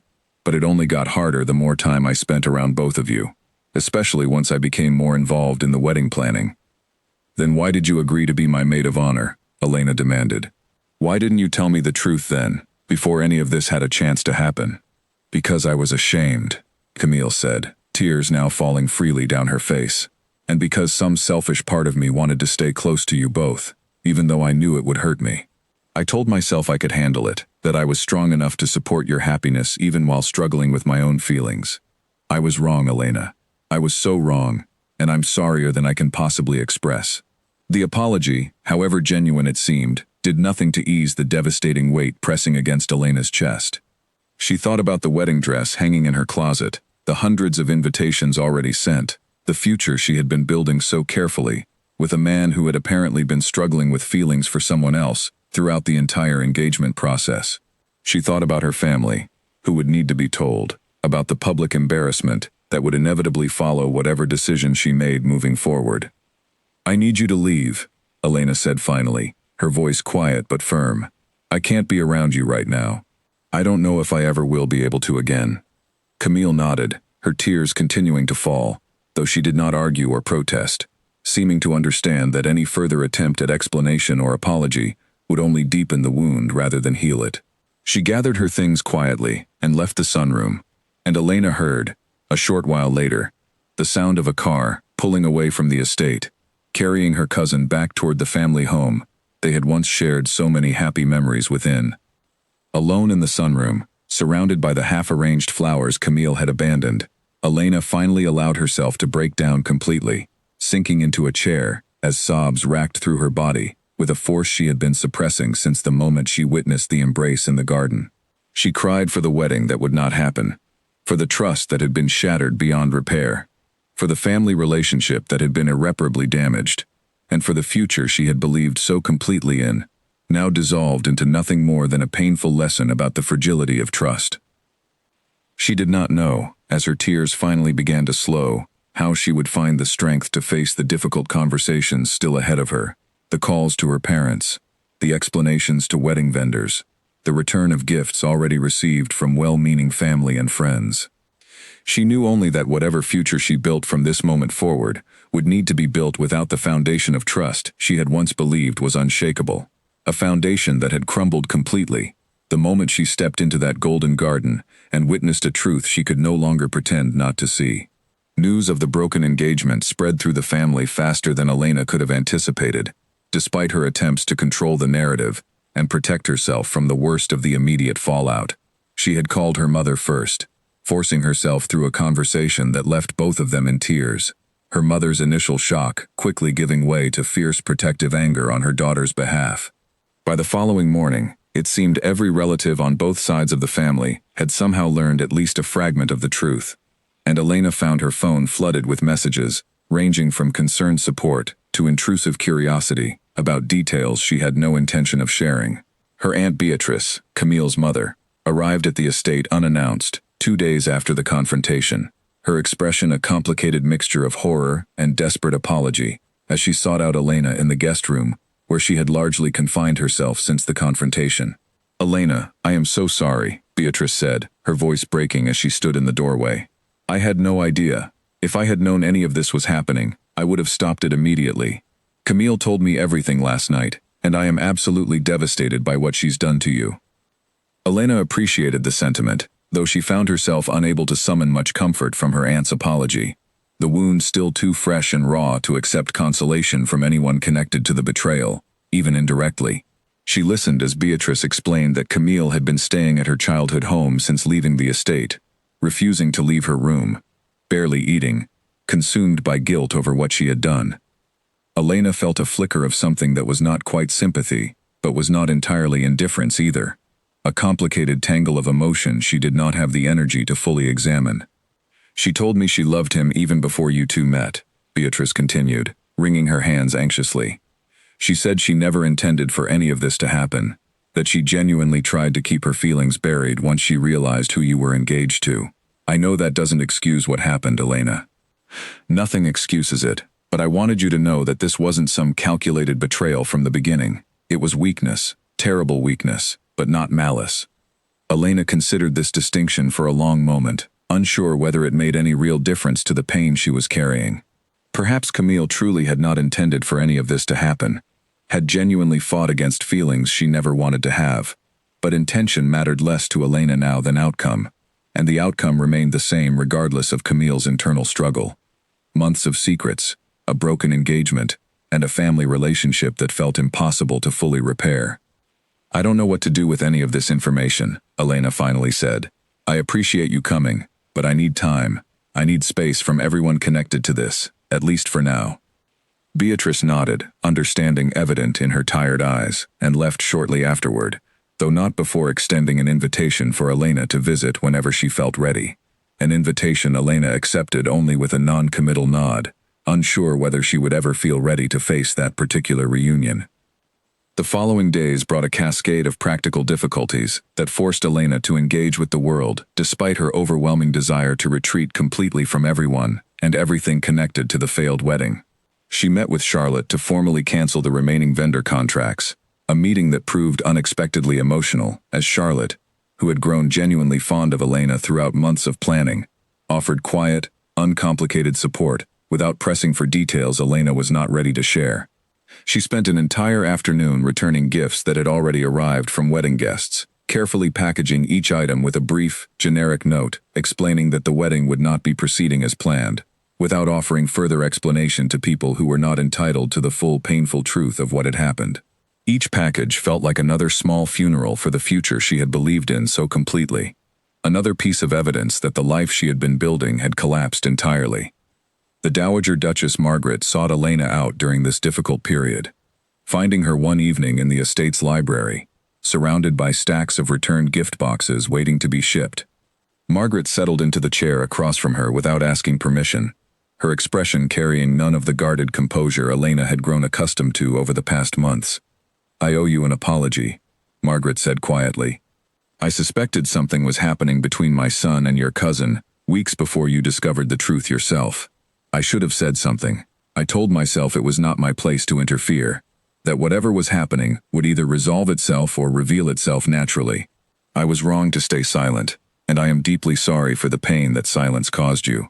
Elena studied the older woman's face, searching for the calculation she had sometimes suspected lurked behind Margaret's composed exterior, but found only genuine remorse. Why didn't you say anything? She asked. Because I hoped I was wrong, Margaret admitted. And because confronting my son about something so serious, without absolute certainty, felt like a betrayal of trust I was not prepared to risk. I see now that my silence only allowed the situation to continue longer than it should have, and that the person who suffered most for my hesitation was you. Elena appreciated the honesty, though it did little to soften the underlying grief she carried. She spent the remainder of that conversation discussing practical matters, the return of the engagement ring, the logistics of moving her remaining belongings out of the estate, the formal statement that would need to be issued to manage public speculation about the cancelled wedding. Margaret handled these details with the same brisk efficiency Elena had always admired, and by the end of their conversation, Elena felt a strange, unexpected gratitude toward the woman who had once intimidated her so completely. Alistair attempted several times over the following week to speak with Elena directly, sending messages that ranged from desperate apology to angry justification, insisting repeatedly that his feelings for Elena remained genuine despite the betrayal, that the connection to Camille represented a momentary weakness rather than evidence of a deeper truth about his character or his commitment to their relationship. Elena read each message carefully, feeling the pull of old affection warring against the fresh wound of betrayal. but ultimately found herself unable to reconcile the version of Alistair she had fallen in love with against the version who had maintained secret feelings for another woman throughout their entire engagement. She agreed, finally, to one final conversation with him, held in the estate's formal sitting room rather than the more intimate spaces where they had once shared quiet evenings together. Alistair arrived looking exhausted, dark circles evident beneath his eyes, his usual polished confidence replaced by something closer to genuine desperation. "I know I don't deserve another chance," he began, his voice rough with emotion. "But I need you to know that everything else between us was real. My love for you was never a lie, Elena. What happened with Camille was a moment of confusion, of old feelings resurfacing at the worst possible time, but it never changed how I feel about you or how much I wanted our future together." Elena listened quietly, allowing him to finish before responding with a calm she had spent days cultivating specifically for this conversation. "I believe that you loved me," she said finally. "I don't doubt that entirely. But love isn't enough when it exists alongside secrets this significant. You knew, from the moment Camille walked into that engagement dinner, that there was history between you. You had months to tell me the truth, to give me the choice of whether I wanted to proceed with a wedding, knowing that context. Instead, you chose silence, and that silence allowed a situation to develop that has now destroyed not just our engagement, but my relationship with someone I considered a sister." Alistair had no response to this, his silence once again confirming the truth of her words more completely than any argument could have. Elena continued, her voice steady, despite the emotion building beneath the surface. "I need you to understand that this isn't just about the embrace I witnessed in the garden. It's about every single day since that engagement dinner where you chose not to tell me something I deserved to know. That choice, more than anything else, is what makes it impossible for me to trust a future with you." She left the sitting room without waiting for his response, feeling, for the first time since discovering the truth, a sense of clarity about her own decision that had been missing throughout the chaotic days following the confrontation. Whatever love remained between them, whatever genuine affection Alistair still felt, it could not undo the fundamental breach of trust that had defined their entire engagement, hidden beneath a surface of apparent happiness that had, in reality, been built on a foundation of secrets. Over the following days, Elena began the difficult process of extracting herself completely from the life she had been building at the Grayson estate. She packed her belongings carefully, said quiet goodbyes to household staff who had become familiar faces over the months of her engagement, and prepared to return to the small apartment she had maintained near her teaching job, a life that suddenly felt both comfortingly familiar and strangely foreign after months spent imagining a different future entirely. Her family gathered around her during this transition with a fierce protectiveness that provided unexpected comfort amid the wreckage of her broken engagement. Her mother traveled up to help her pack, filling the quiet moments of the difficult task with gentle conversation and occasional shared laughter that reminded Elena, gradually, that life would continue beyond this devastating chapter, even if she could not yet fully imagine what that continuation would look like. The extended family, meanwhile, found itself fractured along complicated lines of loyalty and sympathy, with some relatives expressing anger toward Camille for her betrayal, while others, understanding the complexity of long-buried feelings resurfacing unexpectedly, offered more measured compassion toward her obvious suffering. Family gatherings that had once brought everyone together with easy warmth now felt fraught with tension, relatives carefully avoiding mention of either Alistair or Camille, uncertain how to navigate a rift that seemed unlikely to heal quickly, if ever. Elena herself remained largely disconnected from these family dynamics during the initial weeks following the broken engagement, focusing instead on the practical and emotional work of rebuilding her own sense of stability. She returned to her small apartment, resumed her teaching responsibilities earlier than planned, to fill the empty days with purpose, and slowly began the difficult process of separating the genuine happiness she had once felt from the painful betrayal that had ultimately defined the relationship's end. She did not speak with Camille during this period, despite several attempts her cousin made to reach out through messages that Elena left unanswered, unable yet to find any path back toward the closeness they had once shared.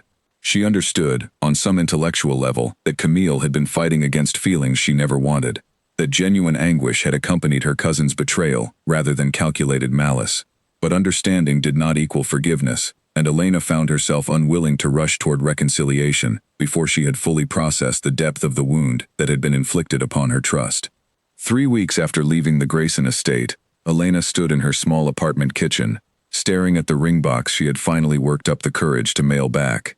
It had sat on her kitchen counter for days, a small, heavy reminder of everything she had lost, and finally sending it away felt like closing a door she had been reluctant to fully shut, even after everything that had happened.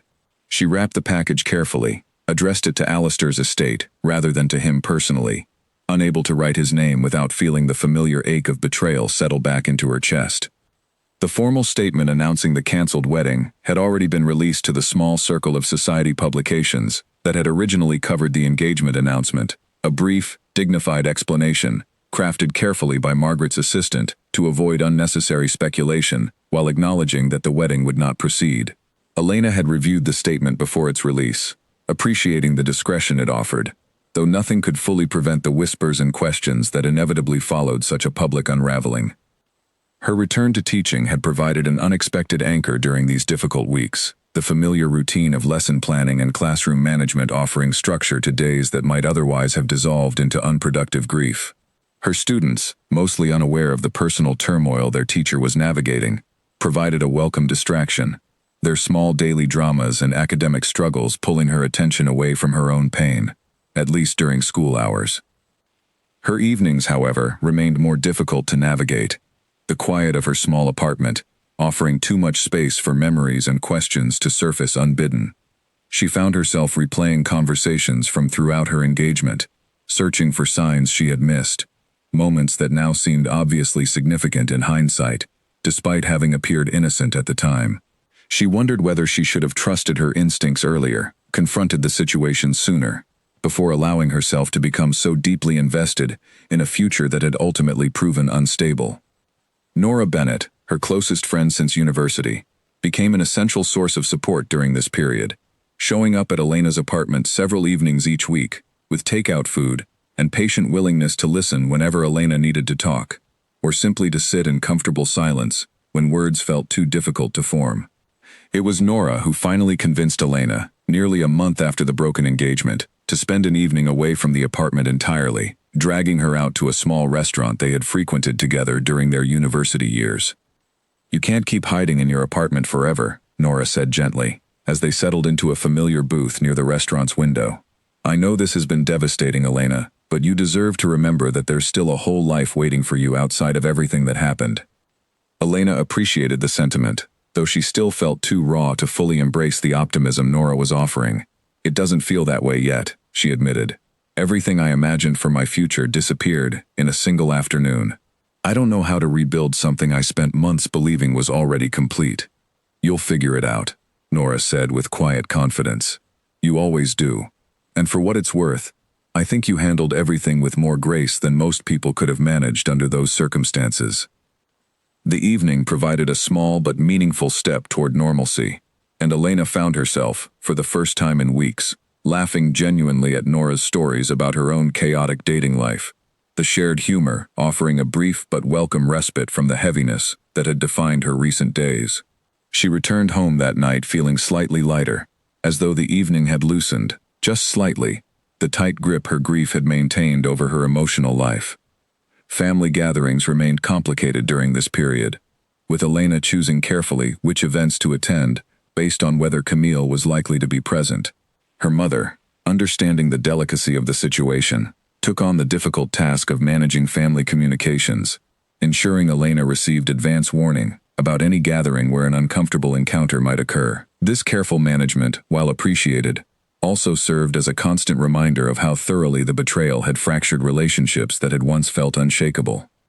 She did eventually see Camille again, nearly 6 weeks after the broken engagement, at a small family gathering neither had realized the other would attend until they arrived simultaneously at their grandmother's birthday celebration. The moment felt excruciating, both women freezing at the sight of each other before forcing themselves through the motions of a polite, distant greeting that satisfied the demands of family propriety without addressing any of the unresolved pain between them.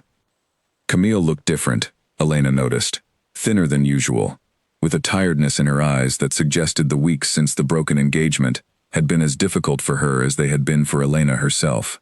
They exchanged only brief, careful conversation throughout the celebration, neither willing to risk a more substantial interaction in front of the wider family audience, though Elena caught her cousin watching her from across the room several times throughout the afternoon, an expression of genuine sorrow evident whenever their eyes briefly met.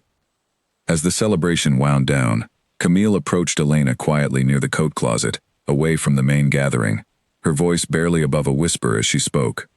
"I know you probably don't want to hear anything from me," she said, "but I need you to know that I think about what I did every single day, and I understand if you never want to speak with me again. I just wanted you to know how deeply sorry I am, for everything." Elena studied her cousin's face for a long moment, feeling the familiar tangle of anger and lingering affection that had defined her feelings toward Camille since the betrayal was revealed. "I appreciate you saying that," she finally said. "I'm not ready for anything more than this right now. But I don't hate you, Camille. I'm just still trying to figure out how to move forward from everything that happened." "That's more than I deserve," Camille said, tears welling in her eyes. "Take whatever time you need. I'll be here whenever, if ever, you're ready." The brief exchange offered a small measure of closure, though Elena left the celebration that evening still uncertain about the future of her relationship with Camille, aware that genuine reconciliation, if it happened at all, would require far more time and healing than a single conversation could provide. She drove home in contemplative silence, turning over the encounter in her mind, trying to reconcile her genuine care for her cousin against the depth of hurt that remained from her betrayal. The weeks that followed brought a gradual, if uneven, return to normalcy in Elena's daily life. She threw herself more deeply into her teaching, volunteering for additional responsibilities at her school that helped fill the empty hours she had once imagined spending on wedding planning and, eventually, married life. She reconnected more fully with friends she had somewhat neglected during her whirlwind engagement, rebuilding social connections that provided their own kind of comfort and stability. She thought about Alistair less frequently as the weeks progressed, though he remained present in her thoughts during quiet moments, particularly when encountering reminders of their relationship, a song that had played during one of their early dates, a restaurant they had frequented together, the particular shade of white roses that had once represented her wedding flowers. These moments of memory carried less sharp pain as time passed, gradually softening into something closer to wistful reflection than acute grief. She heard occasional news about him through the complicated web of mutual acquaintances that inevitably connected people who had once moved in overlapping social circles. He had reportedly thrown himself into estate business following the broken engagement, taking on additional responsibilities that kept him largely out of the public social scene, where their paths might otherwise have crossed. She felt, upon hearing this news, a complicated mixture of relief and something that might have been sympathy, though she resisted examining that feeling too closely, unwilling to reopen wounds that had only just begun to properly heal. By the time 3 months had passed since the broken engagement, Elena had constructed a new, if different, version of stability in her life. She had returned fully to her teaching career, finding renewed purpose and satisfaction in work she had somewhat neglected during her engagement. She had rebuilt friendships that had provided essential support throughout the difficult weeks following her betrayal. And she had begun, slowly and carefully, to allow herself to imagine a future again, one built not on the fantasy of aristocratic life she had briefly glimpsed, but on the more grounded, authentic foundation of a life she had chosen deliberately for herself, informed by hard-won wisdom about the importance of trust and honesty in any relationship worth building. 6 months after the broken engagement, Elena found herself standing in front of her classroom on a bright autumn morning, watching her students file in with the familiar chaos of a new school day beginning, and realizing, with a small but genuine sense of surprise, that she felt something close to contentment for the first time since her world had fractured in that golden garden months earlier.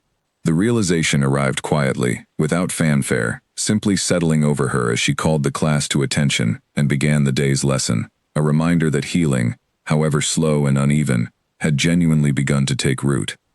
Her life had reshaped itself considerably since the difficult weeks immediately following the broken engagement. She had moved into a slightly larger apartment, one that felt entirely her own, rather than a temporary way station between the life she had planned and the uncertain future that had replaced it. She had taken on a leadership role at her school, mentoring newer teachers with a confidence that surprised even herself, drawing on strength she had discovered within herself during the process of rebuilding after devastating betrayal. Her relationship with her family had also evolved during these months, with careful, gradual steps taken toward reconciliation with Camille that neither rushed the process nor abandoned it entirely. They had begun exchanging occasional messages, brief and careful at first, checking in about ordinary matters that had nothing to do with the painful history between them. Slowly, these exchanges had grown slightly more substantial, though both women remained cautious about pushing the relationship faster than either felt genuinely ready to manage. It was during a family gathering marking her grandmother's annual autumn celebration that Elena and Camille finally found themselves alone together for an extended conversation, the first genuine, private discussion they had shared since the difficult encounter at the coat closet months earlier. They found themselves sitting together on the back porch, away from the noise of the larger gathering, and for a while, neither spoke, simply enjoying the comfortable, if slightly awkward, silence of two people who had once been effortlessly close. "I've missed this," Camille finally said, breaking the silence. "Not the circumstances that led to it, obviously, but just being able to sit with you like this, without everything feeling so complicated." Elena considered this for a moment before responding. "I've missed it too," she admitted. "I think I'm finally ready to try moving past what happened, not forgetting it entirely, but not letting it define everything between us either." Camille's eyes filled with tears, though this time, they seemed to carry relief, rather than the guilt and desperation that had characterized their earlier encounters. "That means more to me than you probably realize," she said. "I never expected forgiveness, Elena. I'm not sure I even deserve it. But having any chance to rebuild what we once had, even slowly, even imperfectly, that's more than I hoped for." They talked for a long while after that, carefully navigating conversation that touched on the broken engagement without dwelling excessively on its painful details, focusing instead on the practical work of understanding how their relationship might function moving forward. What boundaries felt necessary, what pace felt sustainable for genuine healing, rather than forced reconciliation. By the time they rejoined the larger family gathering, something had genuinely shifted between them, not a complete restoration of their former closeness, but a meaningful step toward a relationship that might, given enough time and continued effort, eventually approach something similar. Elena had also, during these months, heard more complete news about Alistair's own path following their broken engagement, information that arrived through the persistent, if imperfect, channels of mutual social connections.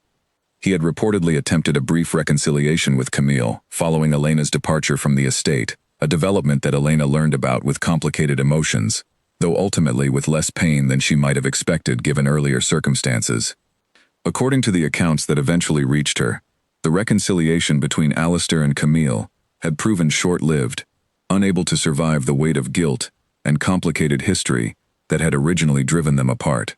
Whatever connection had drawn them together, resurfacing unexpectedly during the wedding planning process, had apparently proven insufficient to sustain a genuine relationship once removed from the secretive, forbidden context that had initially fueled its intensity. Elena felt, upon learning this news, a quiet sense of vindication that surprised her with its lack of bitterness.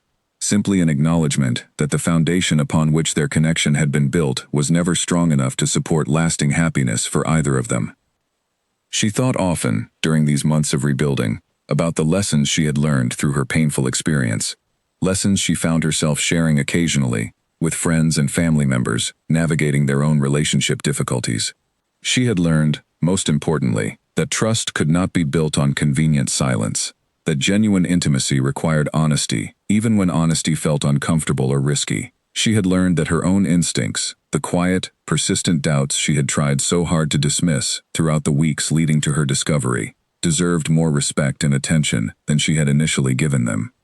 She had also learned, perhaps most significantly, that her own worth existed independently of the relationships and titles that had once seemed to define her future. The life she had briefly glimpsed as a future duchess had been beautiful in many ways, filled with comfort and status she had never previously imagined for herself. But she understood now, with clarity that could only have emerged from painful experience, that such external markers of success meant nothing without the foundation of genuine trust and honesty that any lasting partnership required. As the autumn celebration wound toward evening, Elena found herself standing near the edge of the gathering, watching her extended family move through easy, warm conversation, the earlier tension that had fractured these gatherings, following the broken engagement finally beginning to soften into something closer to normal family warmth. She caught sight of Camille laughing at something her mother had said, the sound genuine and unguarded, in a way that reminded Elena of countless childhood memories they had shared before everything became so complicated. She felt, watching this scene, a profound sense of gratitude that surprised her, given everything she had endured over the past months. She was grateful, she realized, not for the pain itself, but for the strength she had discovered within herself through navigating it, for the deeper understanding of her own values and needs that had emerged from the wreckage of her broken engagement. She was grateful for the friends and family who had supported her unconditionally throughout the difficult months, for the career that had provided purpose and stability when everything else felt uncertain, and even, cautiously, for the slow rebuilding of her relationship with Camille that suggested genuine healing remained possible even after devastating betrayal.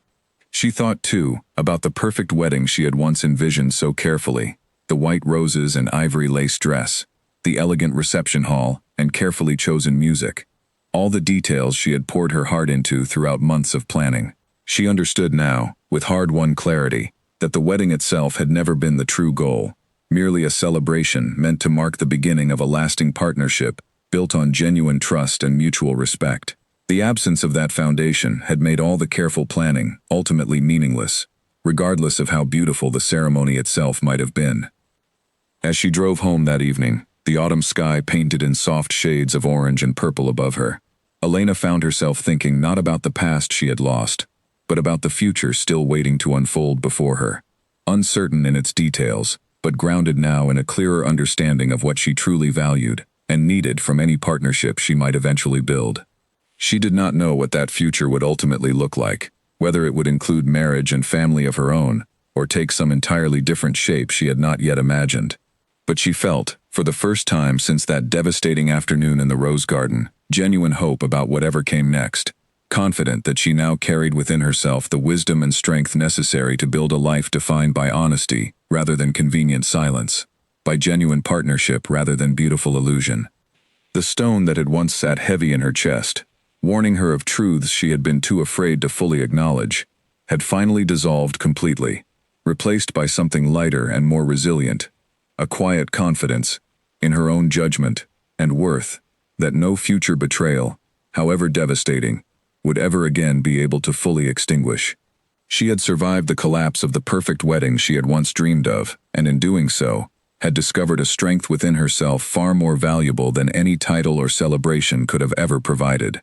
A full year after the wedding that never happened, Elena stood at the front of a different kind of gathering entirely, one she had never anticipated hosting when she first imagined her future during those hopeful early months of her engagement. Her school had asked her to speak at a small community event, supporting young women entering their first teaching positions, and as she looked out over the room of nervous, hopeful faces, she felt a quiet pride in how far she had traveled since the collapse of her carefully planned wedding. She had not spoken publicly, until that evening, about the specific details of her broken engagement, though most of her closest colleagues understood generally that she had endured a difficult personal chapter during the previous year. Standing before this room of young women beginning their own careers, she found herself sharing something more personal than she had originally planned, speaking briefly about resilience, about the importance of trusting one's own instincts, even when doing so felt frightening or inconvenient, about rebuilding identity after circumstances beyond one's control threatened to define an entire future. After the event concluded, one of the younger teachers approached her privately, sharing that she too had recently ended a significant relationship after discovering dishonesty that had undermined her trust completely. Elena listened carefully, offering the kind of grounded, hard-won wisdom she had not possessed a year earlier, before her own painful experience had taught her these lessons.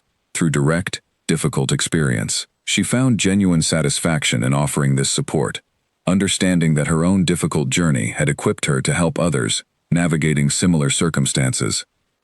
Her relationship with Camille had continued its slow, careful rebuilding throughout the year, the two women gradually rediscovering elements of the closeness they had once shared, though tempered now by a deeper understanding of boundaries and honesty that had been absent before the crisis that fractured their relationship.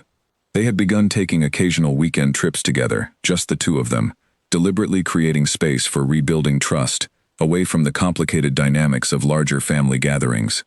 Camille had started, during one such trip earlier in the year, a tentative new relationship with a colleague from her workplace.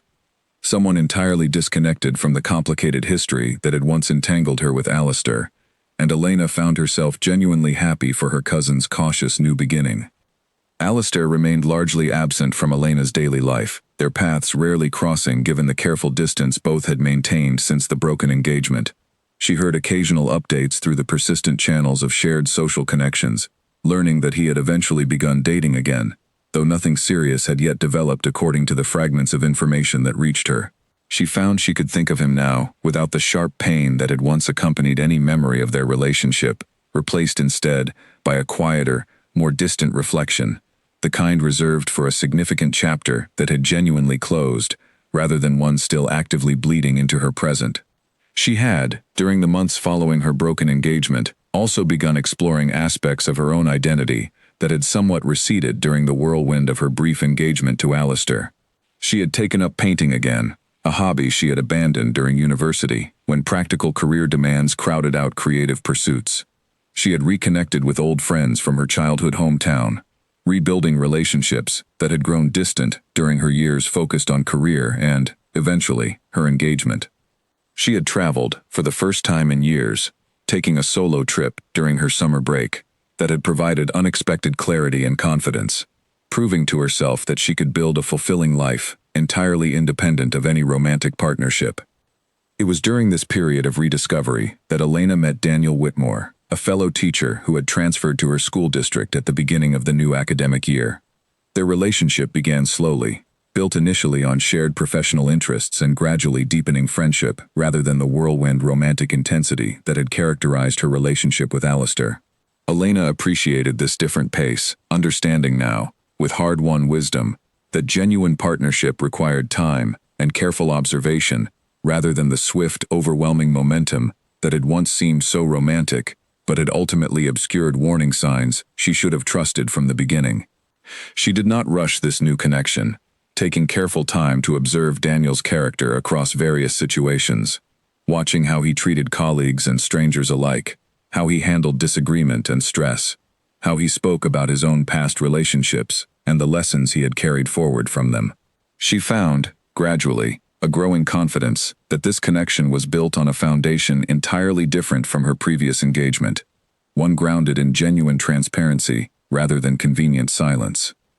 As the second autumn since her broken engagement approached, Elena found herself reflecting on the remarkable journey her life had taken since that devastating afternoon in the rose garden. She had lost, in that single moment of discovery, the future she had believed was already secured, the fairy tale life she had briefly glimpsed as a future duchess.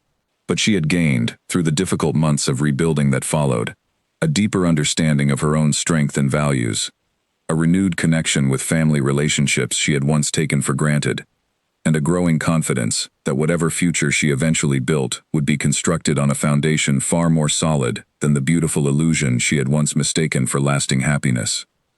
She thought, occasionally, about the version of herself who had once stood nervously in that bridal boutique, admiring an ivory dress in the mirror, unaware of the painful discovery waiting for her just weeks in the future.